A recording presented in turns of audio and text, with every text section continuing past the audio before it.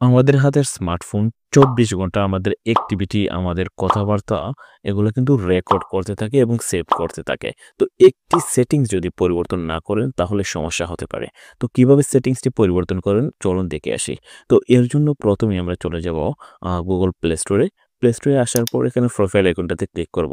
Click করার পর এখানে ম্যানেজ ইউর Google অ্যাকাউন্ট এই অপশনটাতে ক্লিক করব। তারপর দেখেন এখানে একটি অপশন আছে ডেট এন্ড প্রাইভেসি এই অপশনটাতে ক্লিক করব।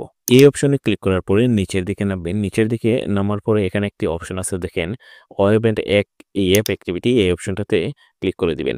এই অপশনটাতে ক্লিক করার পরে দেখেন এখানে একটি অপশন শো করতেছে যে include voice and audio activity এই অপশনটাতে ক্লিক করবেন। এই অপশনটাতে ক্লিক করার পরে এখানে দেখেন যে স্টপ সেভিং এই একটি অপশন দেখাচ্ছে। এই অপশনটাতে ক্লিক করে দিলে পুরোপুরিভাবে আপনার এই সেটিংসটি বন্ধ হয়ে যাবে।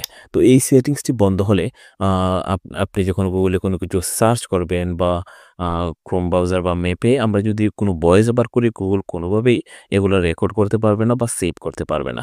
তো বন্ধুরা এই ছিল মূলত আজকের ছোট্ট ভিডিও। ভালো থাকবেন, সুস্থ থাকবেন। দেখা হবে পরের ভিডিওতে। আল্লাহ হাফেজ।